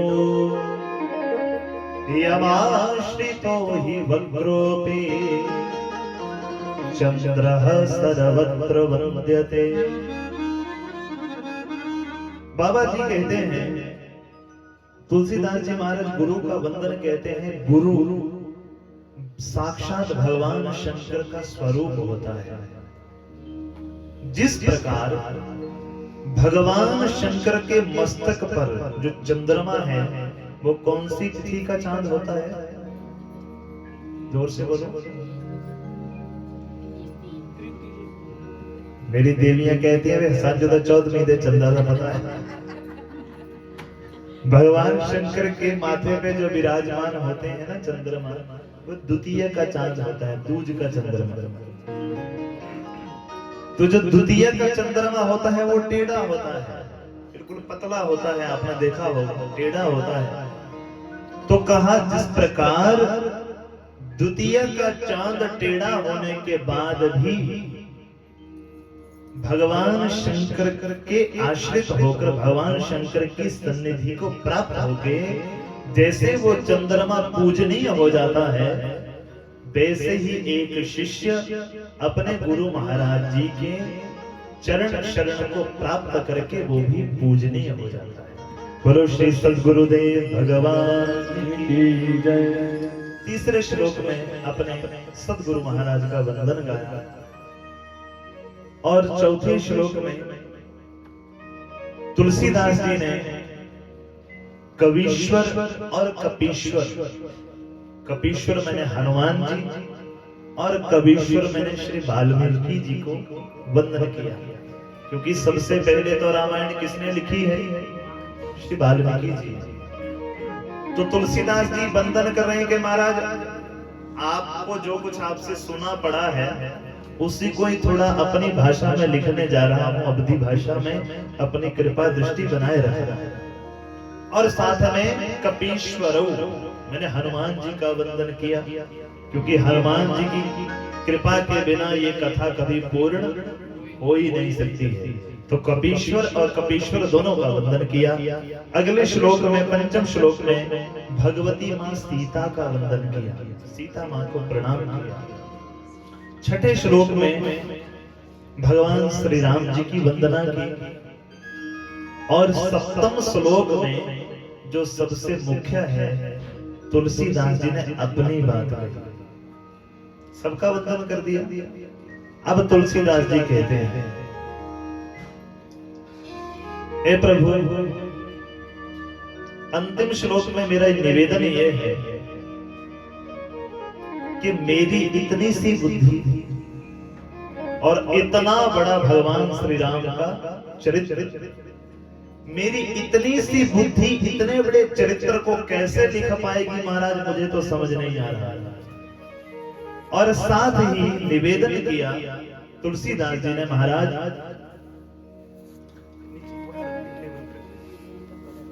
साथ ही वंदन किया। तुलसीदास जी कहते हैं कि ये जो मैं श्री राम चरितमानस लिखने जा रहा हूं, ये अनेकों शास्त्रों, पुराणों और अनेक प्रकार की जो रामायणें हैं, उन सब का निचोड़ में श्री राम चरितमानस में लिखने जा रहा हूं। इसलिए अपनी बात कही। यहाँ तक तो ये संस्कृत के श्लोक है, और उसके बाद जो पहली चौपाई शुरू होती है श्री राम चरितमानस की, तो वहां तुलसीदास जी बड़ा सुंदर लिखते हैं, बंदाऊ गुरु पद पदम परागा, बंदाऊ गुरु पद पदम परागा, सुरुचि सुवासि सरस अनुरागा, सुरुचि सुवास सरस अनुरागा, बंदाऊ गुरु पद पदम परागा,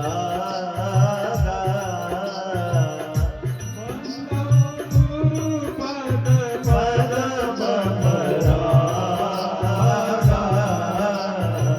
सुरुचि सुवास सरस अनुरागा,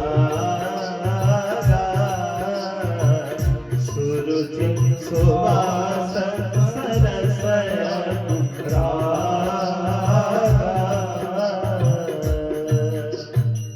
तुलसीदास जी ने पहली चौपाई में अपने गुरु महाराज के चरणों की वंदना नहीं गाई, चरण रज की वंदना गाई। अब पूछो चरणों की वंदना क्यों नहीं गाई और चरण रज की वंदना क्यों गाई? भगवान श्री सद्गुरु महाराज के तो चरणों की वंदना भी तो पहली चौपाई में कर सकते थे, पर तुलसीदास जी मानो ये कहना चाह रहे हैं कि मैं तो इतना नीच अधम हूं, मैं तो अपने गुरु महाराज के चरणों तक भी नहीं पहुंच सकता। चरणों के नीचे जो चरणों की धूली का कण है ना, छोटा सा, मैं उस कण के बराबर भी नहीं हूं। इसलिए गुरु के चरण रज की वंदना है। कहा वंदौ गुरु पद पदम पराग। और वो चरण रज क्या क्या देती है हमें, ये कैसी होती है गुरु के चरणों की रज। तो कहा सुरुच सुवास सरस अनुराग, सुगंध को देने वाली। आप बोलो महाराज कल ही मैं 500 रुपए का बढ़िया सा परफ्यूम लेके आया, आप बोल रहे हैं जी सुगंध चरण रज देती है। ऐसा दुनिया में कोई सेंट, ऐसा कोई परफ्यूम नहीं बना प्यारे जो इस तन के साथ साथ इस मन को भी महका दे। उस मन को महकाने का एक ही कारखाना है जिसका नाम गुरु के चरणों की रज है, सुगंध। और इतना ही नहीं, सरस, सारे रसों को देने वाली ये गुरु के चरणों की रज है। और इतना ही नहीं, अनुरागा। 3 राग बड़े प्रसिद्ध हैं। एक तो गायन वाले राग होते हैं, उसको छोड़ के 3 राग बड़े प्रसिद्ध हैं। पहला राग, दूसरा अनुराग और तीसरा वैराग। राग का अर्थ होता है, ये जो सामने जितने बैठे हैं ना, मेरे घर परिवार के सगे संबंधी रिश्तेदार, उन सब से प्रेमवत आचरण करना, प्रेम से रहना, उसको कहते हैं राग। क्या कहते हैं? संसारिक लोगों से प्रेम करने को क्या कहते हैं? राग। अब वही प्रेम संसार से हटाकर भगवान के चरणों में लगा देना, उसको कहते हैं अनुराग। क्या कहते हैं? यहाँ बड़े पढ़े लिखे लोग लग रहे हैं भाई, सबको पता है, सब पहले ही बोल देते हैं अनुराग, है ना। तो संसार से हटाकर भगवान के चरणों में लगा देने को कहते हैं अनुराग। और जब ये अनुराग एक उस सीमा तक पहुंच जाता है ना, जहां तक उस अनुराग को पहुंचना चाहिए, तो यही अनुराग एक दिन वैराग बन जाता है। यही अनुराग एक दिन ऐसा वैराग बन जाता है कि फिर हमें संसार की जितनी वस्तुएं हैं उनसे हमारा धीरे धीरे मोह कम होना शुरू हो जाता है। तो अनुराग को देने वाली गुरु के चरणों की रज है। मात्र गुरु ही एक ऐसा साधन है जो जीव को सिखाता है, बेटा संसार से हटकर भगवान नाम की भी कोई चीज होती है। अच्छा, आप में से कितने लोगों ने गुरु धारण किया है? वाह जी वाह, धन्य है प्रभु। पूरा पंडाल गुरु भक्तों से भरा पड़ा है। बोलो श्री रामचंद्र भगवान। ये मेरा भी सौभाग्य है कि मैं सब गुरु भक्तों के बीच में कथा कह रहा हूँ। और सौभाग्य इसलिए ज्यादा है कि जो किसी गुरु से दीक्षित होते हैं ना, उनके पल्ले जल्दी पड़ जाता है, और जो किसी गुरु से दीक्षित ना हो उनको समझने के लिए टाइम लग जाता है। 2-4 कथाएं सुननी पड़ती हैं। तो ये मेरा सौभाग्य है कि आप सभी गुरु भक्त यहाँ बैठे हैं। किसी ने प्रश्न किया, बोले महाराज आप हर बार बोलते हैं बेजी गुरु धारण करो, गुरु धारण करना चाहिए। कोई माता उठी और माता ने प्रश्न किया मेरे से कमरे में, बोले महाराज पहले गुरु कौन होते हैं? मैं कहा जी पहले गुरु तो माता पिता होते हैं। बोले जब पहले गुरु माता पिता हैं ही तो फिर हमें गुरु धारण करने की जरूरत क्या है? प्रश्न में दम है, ऐसा नहीं है कि नहीं है। यही बात जाके मैंने अपने गुरुदेव भगवान से रखी, महाराज ऐसा ऐसा प्रश्न मुझे कभी आया था, तो उसका क्या निवारण है? तो हमारे गुरुदेव महाराज बड़ा सुंदर कहते हैं, बोले बेटा इसमें कोई संशय नहीं है कि माता पिता गुरु नहीं होते, पहले गुरु तो हमारे माता पिता ही हैं। परंतु जो माता पिता गुरु हैं वो जीव को संसार में लाने वाले गुरु हैं। कौन से गुरु हैं? संसार में लाने वाले। और जो तीसरा गुरु है वो संसार से बोलो श्री सदगुरुदेव भगवान। अच्छा बताओ, ऐसा कोई माता पिता जो होगा जो बोलेगा कि मेरा बेटा जोगी बन जाए? हाँ, पकड़ पकड़ के लाते हैं। अच्छा, अब बस 20 क्रॉस नहीं हुआ कि बस कुंडली खोलना शुरू, बस में फटाफट कुंडली मिलाओ तो काम खत्म करो। तो माता पिता कौन से गुरु हैं संसार में लाने वाले, और जो हमारा आध्यात्मिक गुरु होता है वो बार बार हमें सिखाता है, बेटा ये जो तेरा परिवार है ना, ये जो तेरे सगे संबंधी है ना, ये तेरे सबसे बड़े ठग हैं, जो तुझे प्रेम प्रेम से बस अपनी बातों में बहला फुसला रहे हैं। देखो लूटने के भी बड़े प्रकार हैं। एक चोर होता है, एक कौन होता है? चोर। एक डाकू होता है और एक ठग होता है। चोर कौन होता है? चोर वो होता है जो ये नजर रखता है कि आप कब घर से गए और उसने आपका सामान उड़ाया, उसको क्या बोलते हैं? चोर। एक होता है डाकू, उसको नहीं है मतलब कि तुम घर में होगी बाहर, वो सीधा आप घर में भी हैं, घर में आएगा, कनपट्टी पे बंदूक रखेगा, निकाल तेरे पास जो भी है देना पड़ेगा, भाई मरता क्या नहीं करता। उस टाइम तो बोलते हैं जो ले जाना ले जा, मेरी जान बच सकती। दूसरे नंबर का कौन? डाकू। ठग कौन होता है भला? ठग वो होता है जो ना तो आपको जाते देखेगा, ना ही ब्लैकमेल करेगा, आपके साथ रहेगा, बिल्कुल आपके साथ ही घूमेगा फिरेगा, दिन रात आपकी सेवा करेगा, मीठी मीठी बातें। महाराज आपसे अच्छा तो कोई है ही नहीं दुनिया में, सबसे अच्छे आप ही हैं। और साथ में रहते रहते मलाई फेरते फेरते जब मौका लगेगा तब फिर अपना काम तमाम करेगा। उसको क्या कहते हैं? ठग। तो बताओ सबसे बड़े ठग कौन हुए? बोले महाराज पहले दिन ही आप ऐसी ऐसी बातें बता रहे हैं कि हमारे तो बेचारे परिवार वाले हमारे से नाराज हो जाएंगे। अब तो सत्यता ये है, मेरा भी परम सौभाग्य रहा है, पिछले 15 वर्षों से मैं अपने पूज्य गुरु महाराज जी की चरणों की सानिध्य मुझे प्राप्त हुई। प्रातः स्मरणीय श्री श्री सिद्ध योगी जी महाराज, जिन्होंने मुझ जैसे पापात्मा को, दुष्टात्मा को कहां से उठा के कहां पहुंचाया, ये मात्र मेरे गुरु महाराज जी की कृपा है, उनकी कृपा दृष्टि है। तो इसलिए मैं बड़ा प्रसन्न हूं, क्योंकि जिस कथा में सब गुरु भक्त मिल जाएं, जिन्होंने शिक्षा दीक्षा ग्रहण की हो, उनके लिए कथा समझानी और समझनी दोनों आसान हो जाती है। बोलो राघवेंद्र सरकार की। इस प्रकार पहली चौपाई में गुरु महाराज जी के चरणों की रज की वंदना तुलसीदास जी ने गाई। उसके बाद ब्राह्मणों की वंदना गाई, और वंदना कहते कहते तुलसीदास जी ने यहाँ तक लिखा मही वंदना महीसुर चरण। ब्राह्मणों को ब्राह्मण नहीं कहा, क्या संज्ञा दी? महीसुर, मैंने पृथ्वी के देवता।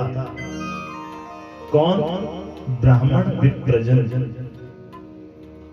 निवेदन में हर जगह करता हूं, पर कई बार किसी को निवेदन अच्छा लगता है, कईयों को बुरा भी लगता है। जब हमारे घर में हमारे पंडित जी आए, कुल पुरोहित जी आए, तो हमारे माथे पे 8 नहीं बजने चाहिए कि पता नहीं क्यों आ गए, पता नहीं क्या मांगेंगे, क्या लेना है बताओ। तो जब भी कोई ब्राह्मण घर में आए, बात कुल पुरोहित की नहीं है, कुल पुरोहित का दर्जा तो बहुत ऊंचा है। मेरे गुरुदेव कहते हैं कि बेटा जिस घर में कुल पुरोहित और कुल देवता दोनों रुष्ट हो जाते हैं ना, उसको दुनिया जहान की कोई ताकत ठीक नहीं कर सकती।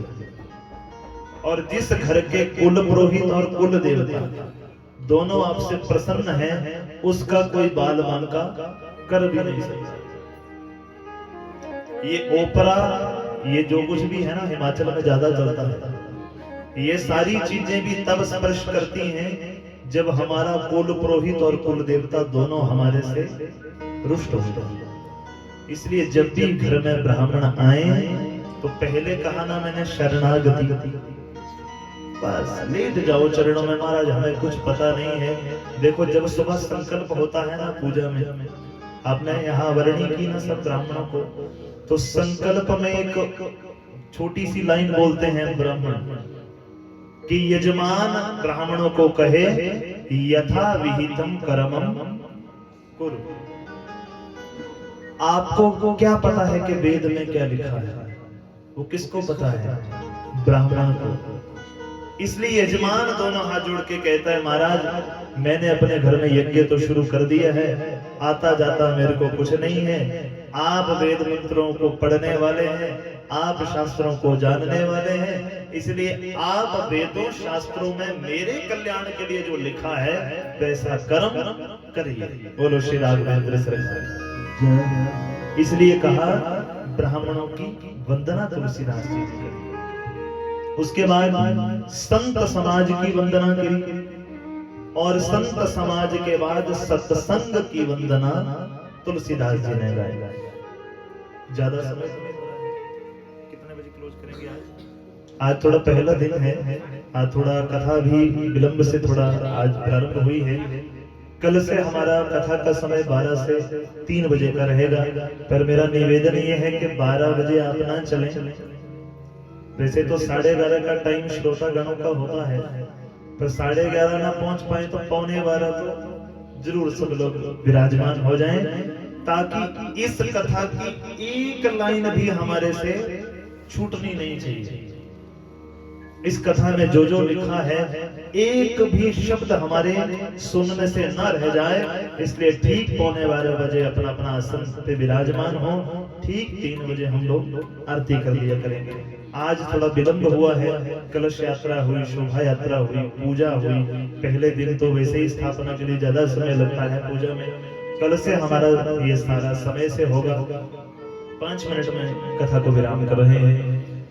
संत समाज के बाद तुलसीदास जी ने सत्संग की वंदना। देखो सत्संग की महिमा क्या गई। तुलसीदास जी कहते हैं मज्जन फल देखिय तत्काला, मज्जन फल देखिय तत्काला, काक होई पित बकऊ मराला, काक होई पित बकऊ मराला,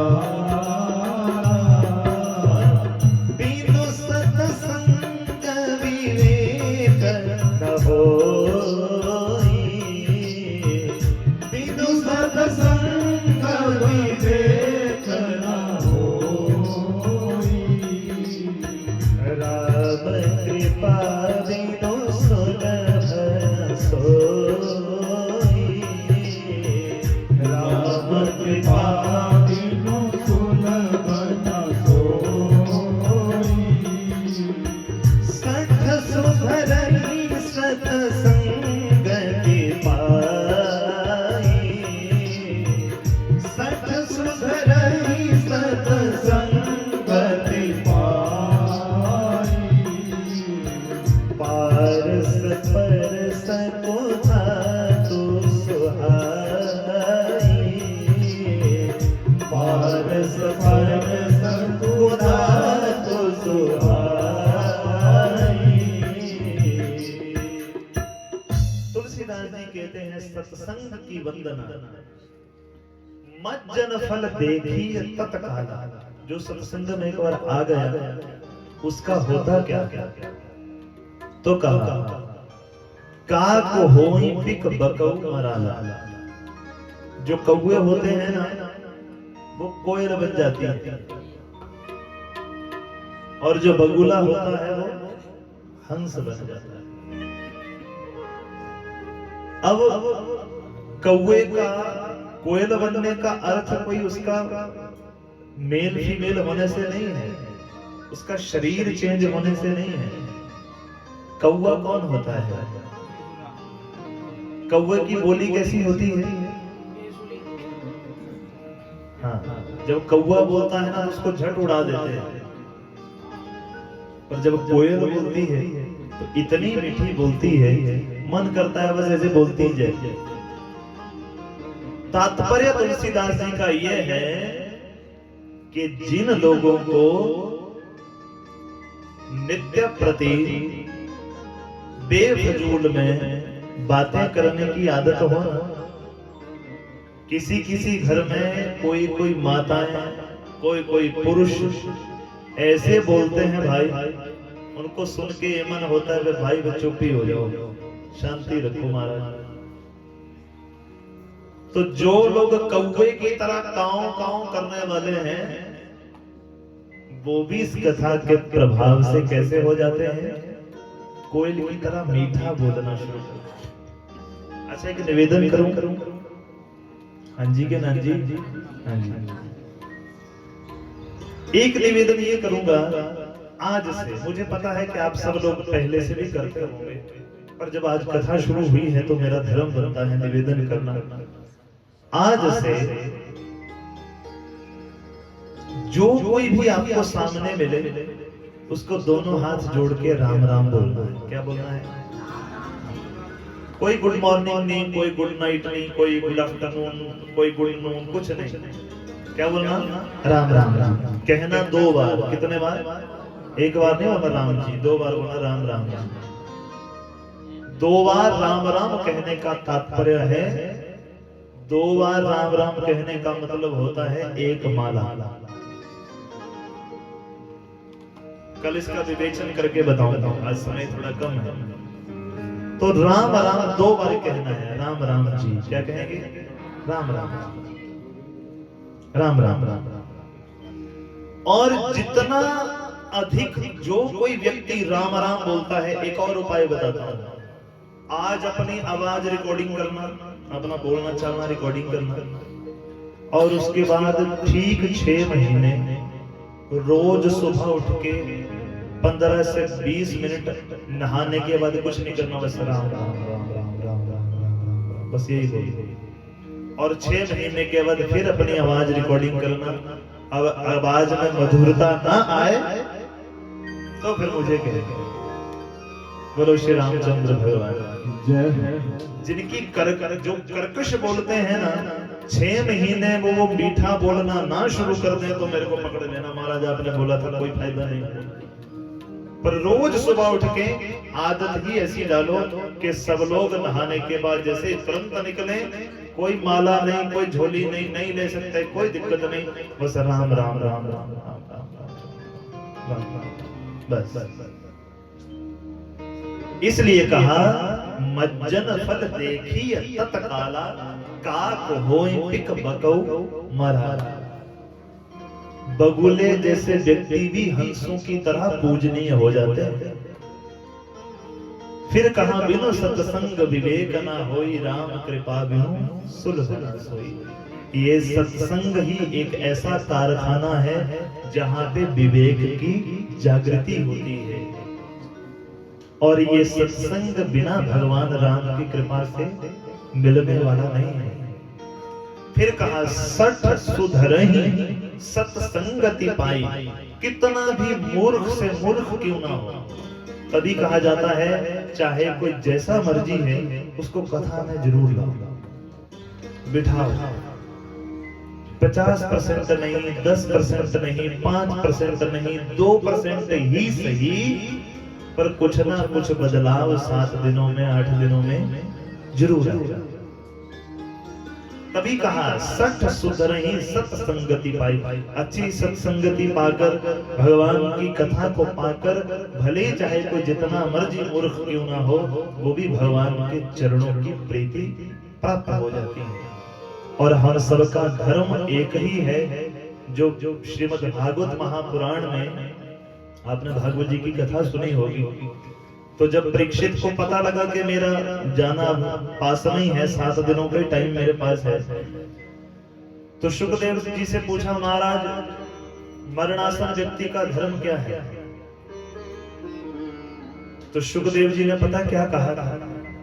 शुकदेव जी ने कहा था एक ही धर्म है कि भगवान के चरणों में हमारी प्रीति हो जाए, हमें प्रेम हो जाए। प्रेम भी कैसा हो, दिखावे वाला प्रेम नहीं। सुबह 4 बजे बड़ी घंटियां बजा रहे हैं, हम तो बड़े बड़े भक्त हैं, पुजारी हैं, आस पड़ोस वालों को पता चल जाए मैं 4 बजे मंदिर जाती हूँ, वैसे वाला प्रेम नहीं। प्रेम कैसा, एक ऐसा सच्चा प्रेम अपने प्रभु से, जिस रूप में आप भगवान को मानते हैं, चाहे वो भगवान श्री राम, चाहे भगवान श्री कृष्ण, चाहे माँ भगवती, जो भी रूप जिसमें हमारी प्रीति हो, वो ऐसा प्रेम हो कि कभी अकेले में बैठकर हम अपने प्रभु को याद करके रो जाएं, उसे प्रेम कहते हैं, उसे सच्चा प्रेम कहते हैं। हम ठाकुर जी से प्रेम करते हैं तो कभी उनकी लीलाओं को याद कर करके हमारे आंखों में आंसू आ जाए। हमारे प्रभु श्री राम की कथा सुनते सुनते, उनके चरित्रों को सुनते सुनते ये नयन सजल हो जाए, उसको सच्चा प्रेम कहते हैं। जब कोई हमारा संसारिक बिछड़ता है ना, तब तो हम 2 मिनट में रोना शुरू कर देते हैं, पर एनालाइज करो, सोचिए, क्या कभी हम अपने भगवान के लिए रोए? नहीं। और जिस दिन जीव भगवान के लिए रोना प्रारंभ कर देता है ना प्यारे, मेरा विश्वास है, अनुभव है, उम्र छोटी है पर अनुभव बड़ा है, कि जब जीव भगवान के लिए रोना शुरू हो जाए तो फिर वो रोने के लायक कहीं छोड़ता ही नहीं। बोलो श्री राम भगवान। एक बार उसके प्रेम में जो रो गया ना, दूसरी बार वो संसार के चक्कर में उसको रुलाता ही नहीं है। फिर सामने जितना मर्जी बड़ा दुख दिख रहा हो, हमें हमारा भगवान नित्य निरंतर ऐसा परमानंद प्रदान करता है, जो मर्जी हो जाए, जो मर्जी लुट जाए, जो मर्जी आ जाए, जो मर्जी चला जाए, हम उसी आनंद में अपना जीवन व्यतीत कर देंगे। बोलो श्री राघवेंद्र सरकार की जय। ऐसी ये पतित पावनी कथा मेरे प्रभु श्री राम की है। सबसे मैं निवेदन करूंगा कि नित्य प्रति ज्यादा से ज्यादा आप सब लोग कथा में पधारें, क्योंकि भक्तजनों, ये ज्ञान महायज्ञ कभी किसी एक के नहीं होते। अगर कोई कथा करवाने वाले ये कहें कि हम ही करवा रहे हैं, तो ये ज्ञान महायज्ञ किसी एक का नहीं होता, ये सबके सहयोग से होता है। अब मान लो हम कथा के लिए बैठे हैं, का आगे कथा सुनने वाला ही कोई ना हो, तो बताओ पंडाल की शोभा होगी? नहीं होगी। हम तो कथा यजमान को सुनाने आए हैं, इनको तो सुना ही नहीं, परंतु पंडाल की शोभा मेरे प्रभु श्री राम को पता चले कि जिस गांव में मैं आया, इस गांव में मुझे चाहने वाले कितने लोग हैं, और जब चाहने वाले होंगे वो नित्य निरंतर भगवान की कथा जरूर श्रवण करेंगे। तो इतनी सी कथा, इतना सा गुणगान आज हम सबने भगवान श्री राम का श्रवण किया है। मेरी आशा है आज से लेकर इन 8 दिनों तक भले ही हमें पूरी राम कथा याद हो चाहे ना हो, पर पहले दिन ही निवेदन करता हूँ, रोज की कोई एक बात हम जरूर अपनी गांठ बांध के ले जाएं, और रोज की कोई एक बुराई अपनी हम सबने त्यागनी है। रोज की एक बुराई छोड़नी है और एक अच्छाई भीतर में प्रवेश करवानी है। अगर इतना भी हो गया तो हमारी कथा सार्थक हो गई। बोलो श्री रामचंद्र भगवान। आइए इतनी सी कथा भगवान श्री के चरणों में अर्पण करते हैं, और पुनः आप सबका बहुत बहुत धन्यवाद जिन्होंने आज की इस कथा में और हमारी शोभा यात्रा में आकर हमारी इस कथा की, हमारी शोभा यात्रा की, हमारी इस कलश यात्रा की शोभा को बढ़ाया है। बहुत बहुत धन्यवाद। जय श्री राम। आइए सब